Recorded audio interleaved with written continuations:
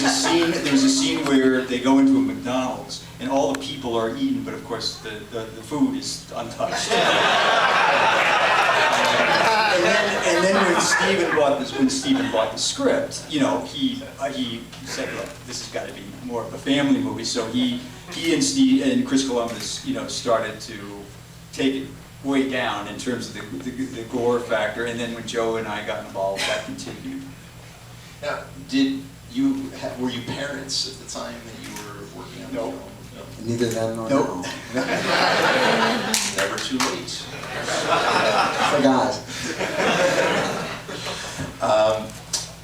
So again, I'm repeating a question because I didn't get an answer that satisfied me, but I am. You could be here all night. How much were you thinking about children when you were designing these gags? You have to remember that one of the issues that the MPAA has always had with these movies is intensity. And this is something that it's not necessarily in the script, you know, how intense it is. It's how you handle it. It's what the treatment of the material is. And you can have a script that reads extremely intensely, and it can be done in a way that's much more family-friendly, or vice versa.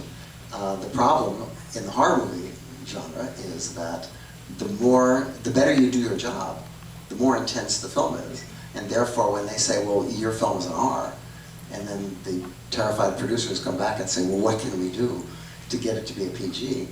And then they come back with their little notations about, you know, take this out or take this out. But very often, if you've done your job correctly, it's intense because you did it right, because it's intense. And then the argument comes, how damaging is it to kids? And that's where the various experts, quote unquote, come in and talk about what's, you know, can you have the weapon and the victim in the same frame? That was always an issue. And it got very psychological there during the period that we were making pictures. And what happened between the late 70s and the early 80s that this suddenly became a problem? Why had it not been a problem before? Because the envelope was pushed. I mean, as soon as the rating system came in, a lot of people don't remember that before we had a movie rating system, there were individual censor boards in all the states. And the movie that played in Topeka might not be the same movie that played in New York City, because a different group of people, often clergymen and politicians, would be people who would decide what was could be cut out of the movie or what could be left in. And so when Jack Valenti came along with this rating system idea, the reason that all the exhibitors got behind it was because this meant that there was only be one standard for the entire country, which meant that the prints would be the same print that played in San Francisco and played everywhere else, because everybody had agreed what the rating of the picture would be. But that was back when they were much stricter about sex than they were about violence. There were some very... That was only back then? It's always been true. But in late 60s and early 70s, a movie like Dracula Has Risen from the Grave, which starts out with an extremely gory staking that would get an R today, was a G. And the reason it was a G was because it was considered that horror movies were basically for kids. And so nobody gave really much thought about the level of violence. That changed immediately. And yet the EC comics, which were ostensibly for kids, were hammered. Well, no, they weren't really. I mean, if you ask the ET people the same thing, they would say, the EC people would say we made them for ourselves. They didn't make them for kids. One particular issue though with this movie was that it was Steven Spielberg presents Gremlins, right. And E.T., of course, had come out a year or two earlier, and the ads for this movie, the poster, shows this little, you know, little cute little hands coming out of a box, and everybody, you know, so the expectation from a lot of parents was that it was basically E.T. 2. It was going to be, you know, a cuddly movie all the way through, and it's a cuddly movie for the first half, and then it turns in a very much darker direction, and I think a lot of parents were taken aback by that. So I want to just backtrack a little bit, and you touched on where the whole concept of the ratings board came from, and so this is a subject you are quite acquainted with.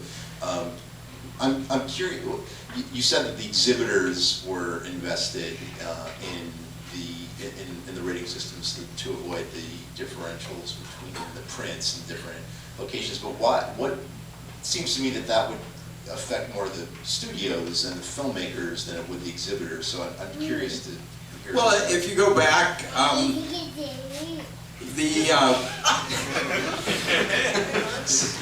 wonder how he reacts.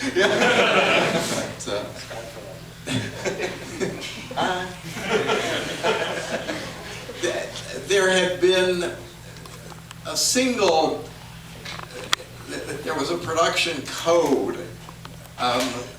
before the rating system was introduced.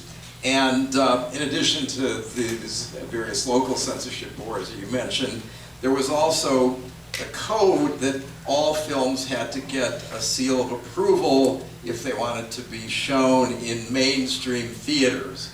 So people began to push the envelope on that in the 60s, partly because of the influence of foreign films, which exposed people to much more explicit kind of material.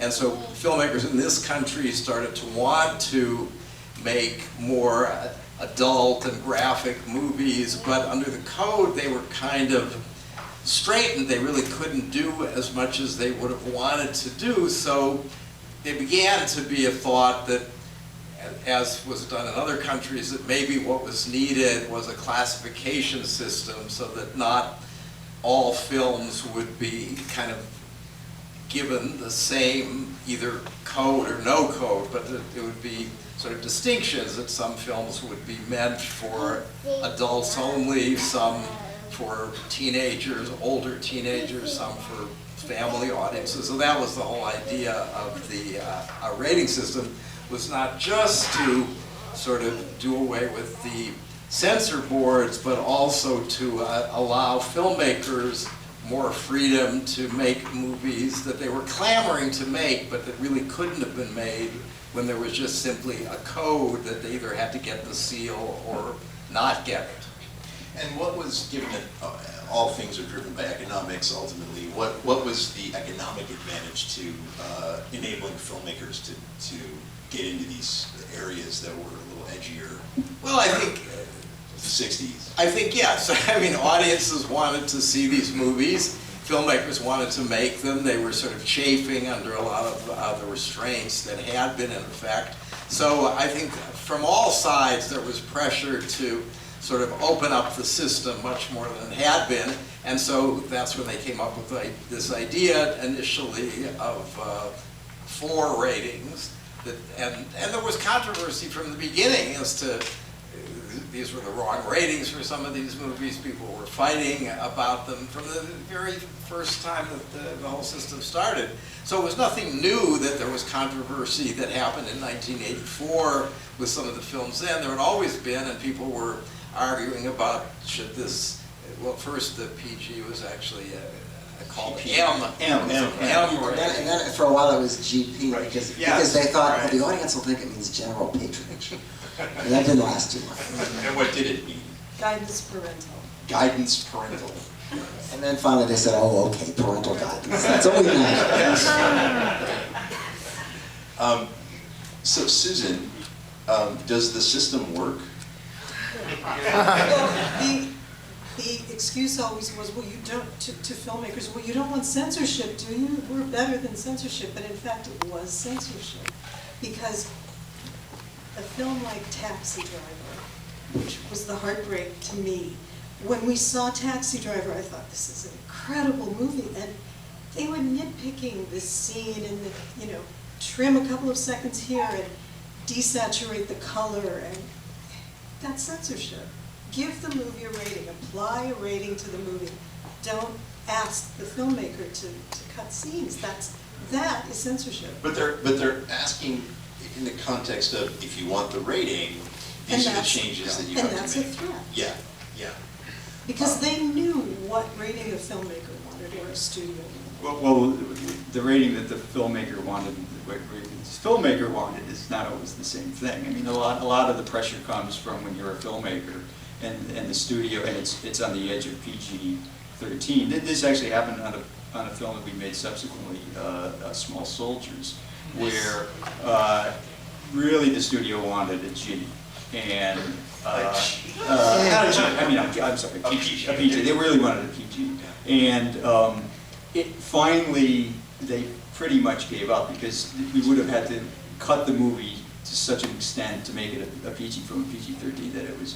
But there's often that pressure of like, it has to be, or it has to be a PG-13, not an R, and that is a very common dilemma. It's driven by economics. So that was not an issue though with this movie, that you were ever pressured to cut anything? No. Gremlins? With Gremlins? No, Gremlins because it came in under the wire before, it caused the controversy, along with Indiana Jones, which had this heart-wrenching scene.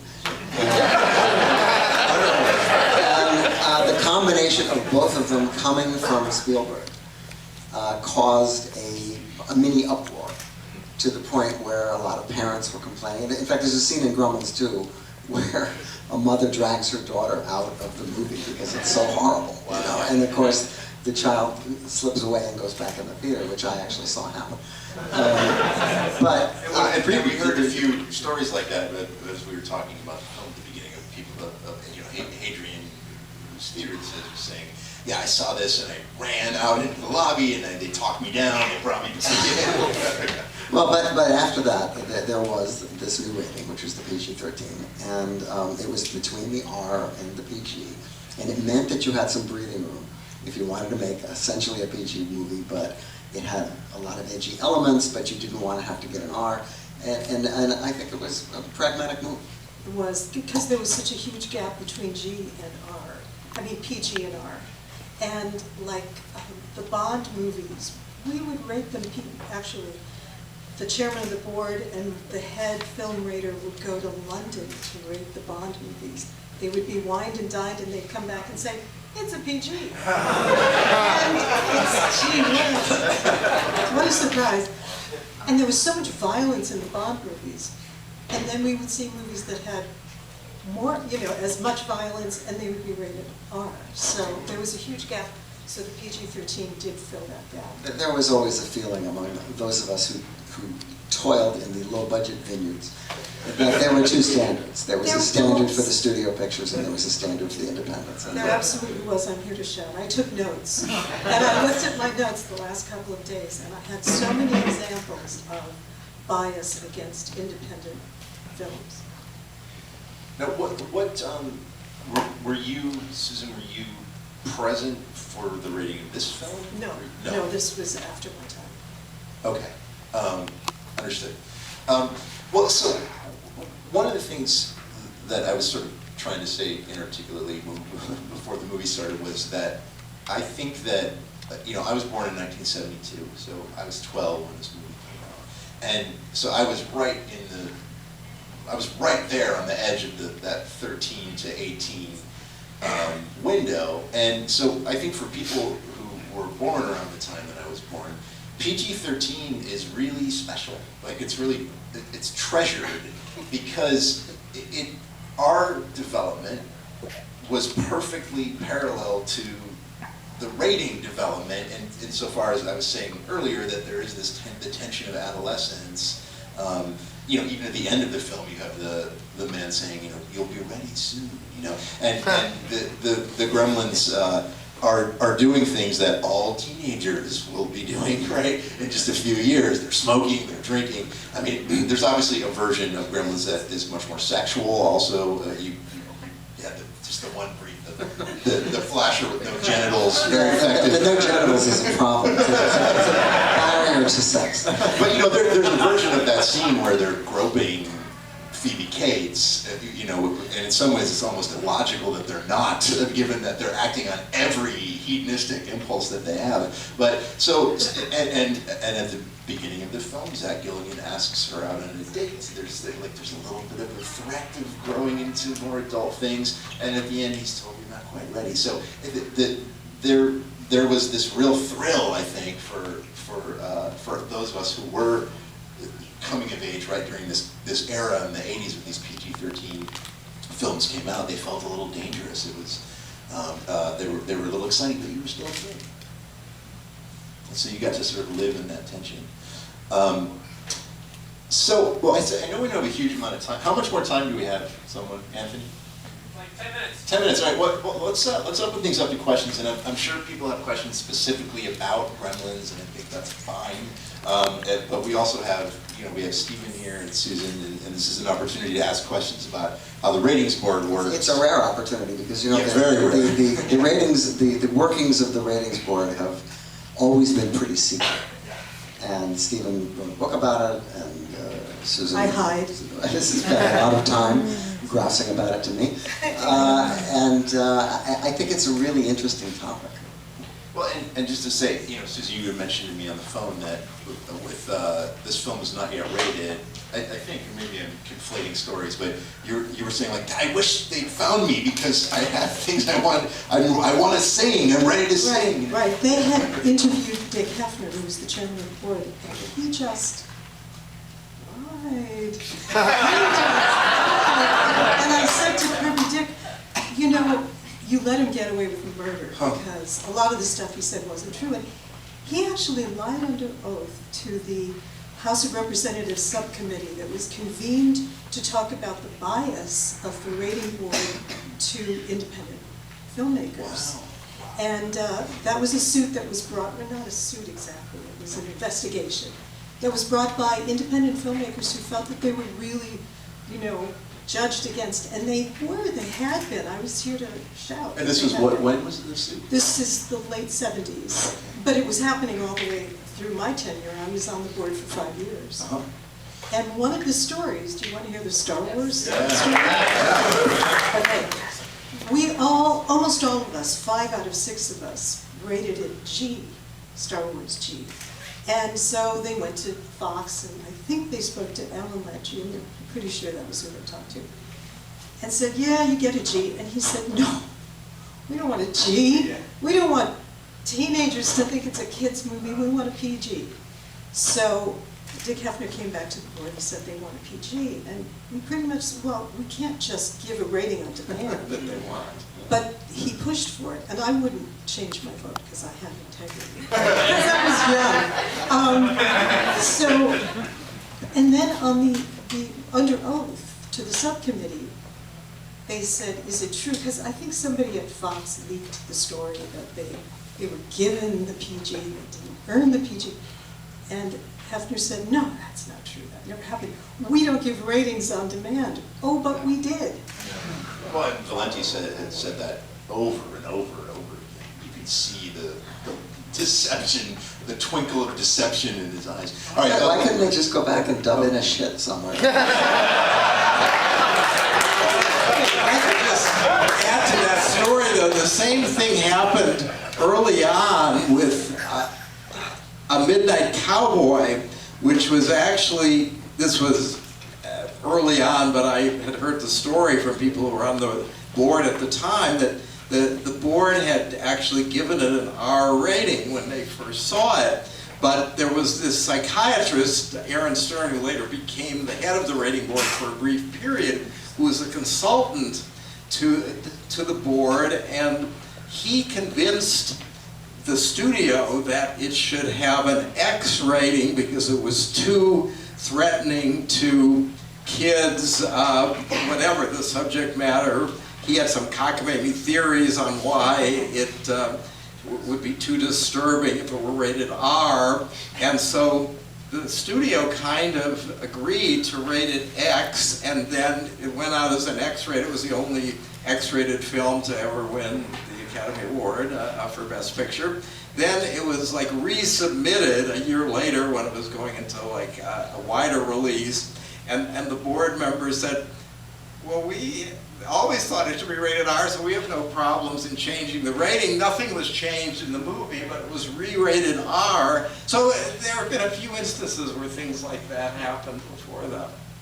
Not just a few. Yes, sir. Yes.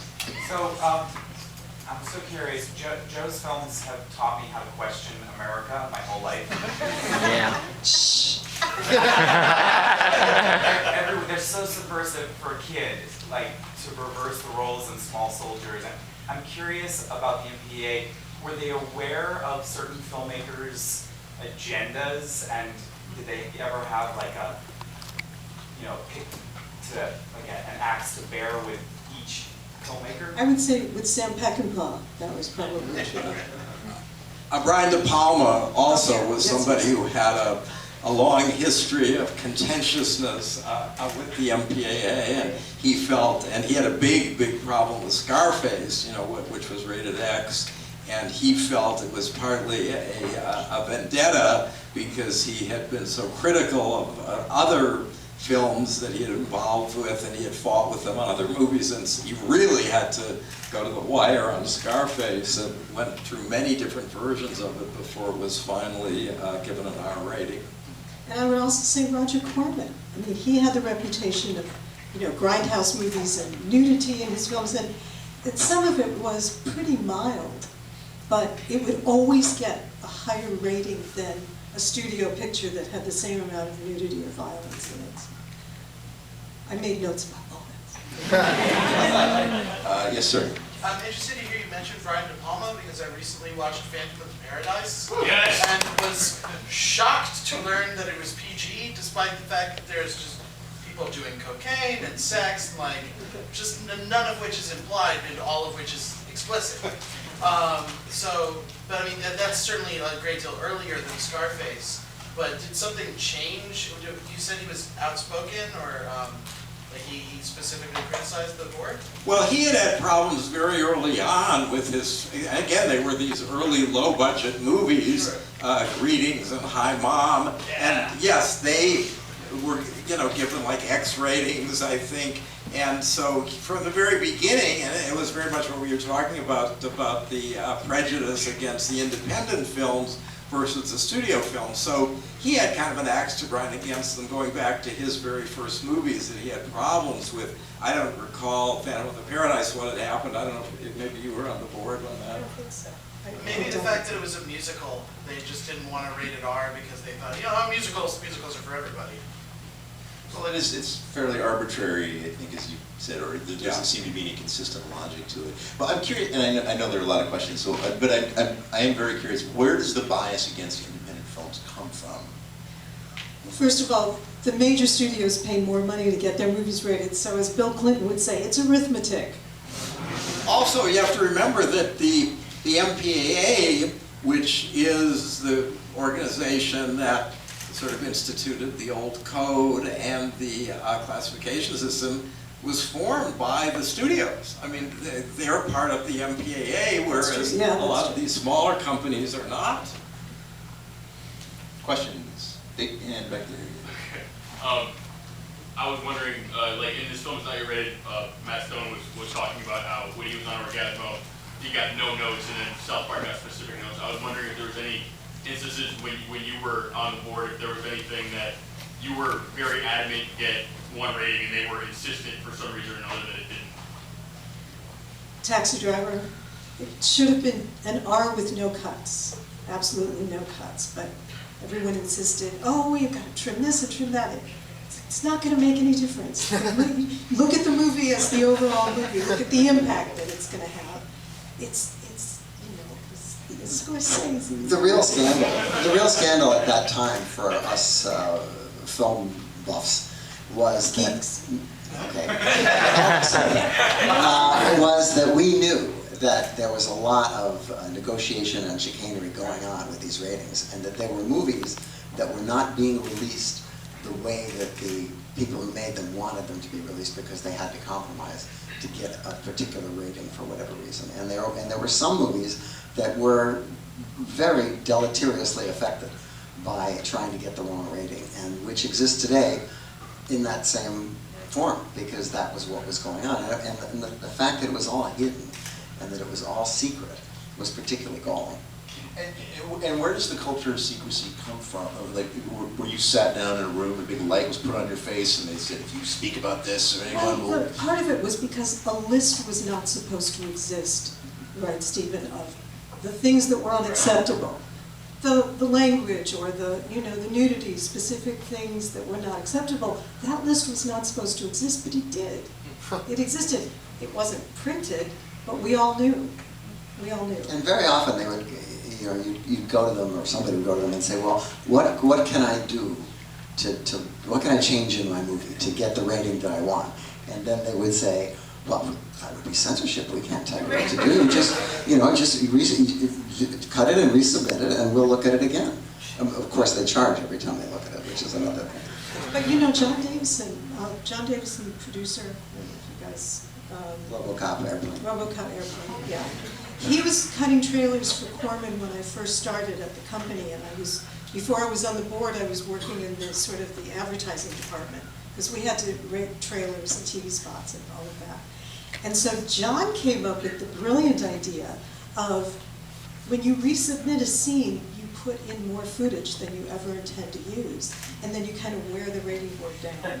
You become inured to it, and then you trim what you were originally going to, you submit the scene that you were originally going to have, that the board says, yeah, it's fine. Well, William Friedkin told a story about how on Cruising, he shot, he just had like a whole week where he just shot like unbelievably graphic gay sex that he never intended to be in the film. And he said he submitted it with like this 20-minute sequence that they went, oh my God, that got his R.